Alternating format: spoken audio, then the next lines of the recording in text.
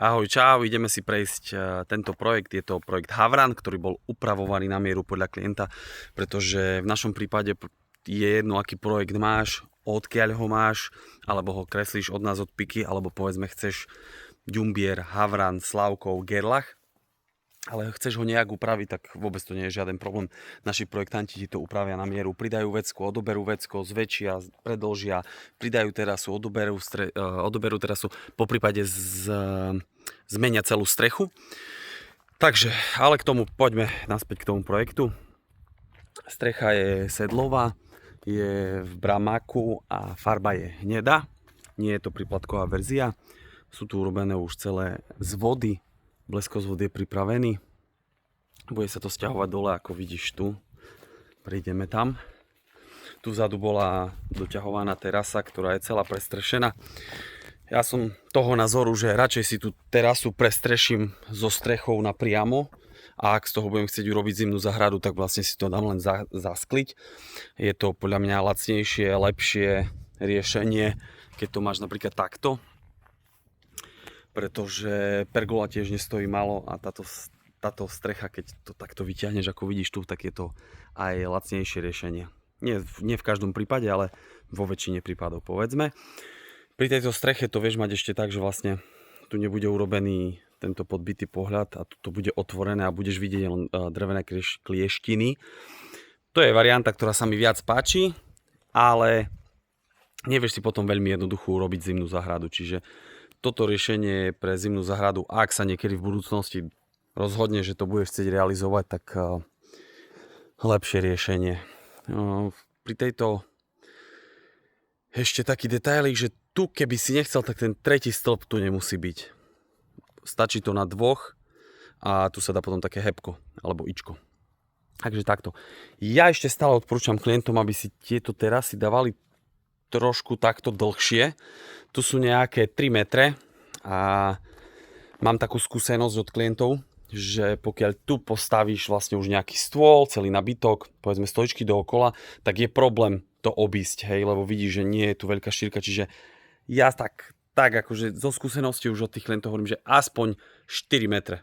Pokiaľ to už máš 4 metre, tak už je to dostatočne komfortné na to, aby si vedel ten nabytok aj obísť dookola, keď sa deti naháňajú, chceš niekoho obslúžiť a podobne. Čiže preto. No dobre, poďme dovnútra. Tu máme zatiaľ urobenú hrubú stavbu. Tu je chodba. Chodbu si naprojektuj tak, aby si tu vedel povedzme dať nejakú skriňu, nejakú vešakovú stenu. Mal si pokladať niekde topánky a stále tu komfortne vošiel.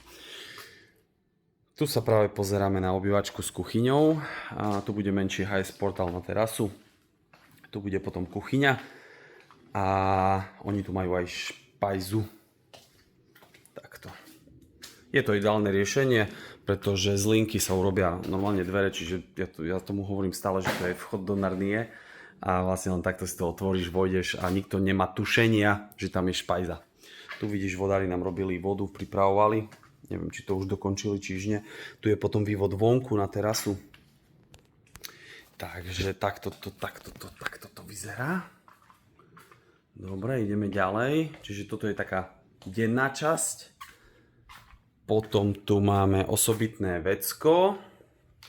Tu bude technická miestnosť. Pri navrhovaní technickej miestnosti stále hovorím, aj projektanti si to s vami budú prechádzať, že treba tu zmestiť všetky technológie, pokiaľ sa ide do teplného čerpadla, pokiaľ ideme do rekuperácie, niekto tu chce mať práčku, niekto chce mať aj výlevku, niekto tu chce mať aj vecko. Čiže je dôležité to navrhnúť tak, že podľa toho, čo všetko tam chceš mať, tak aby to malo dostatočný rozmer. A tu vidíš, tu sa bude robiť komín. Čiže oni budú mať ešte aj krb. Ale dali si to do technickej miestnosti, tým pádom to nebude zmenšovať priestor v obývačke. Dobre. Ideme detská izba. To nejak. Potom tu máme kúpeľňu. Kúpeľňa tu bude sprchovací kút. Tu bude potom dvojumývadlo. Ešte bude niečo, tu bude vecko. Tak, tu bude vecko. A potom tu bude podľa všetkého váňa, lebo vidím, že je tam vývod na kanál a tu je voda. Takže vieš tu zmestiť aj vaňu, aj kúpeľňu, aj sprchovací. Takže aj chlap spokojný, aj žena spokojná. No a poďme spálňa. Takto.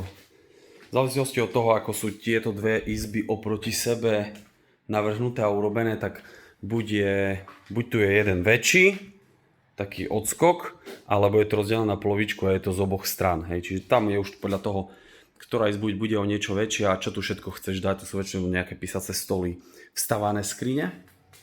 Tu vidíš, toto je veľmi dôležitý, nedobre sa mi takto robí, sorry.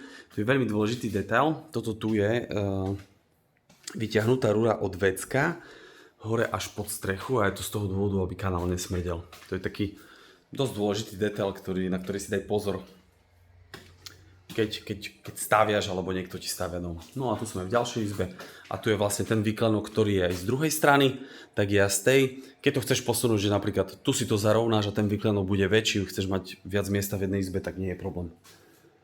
Takže toto je malá ukážka havránu, ktorý je urobený na mieru pre klienta. Samozrejme vychádzame z pôvodného havranu a je to obmenené, ale ten vonkajší vzhľad je skoro rovnaký.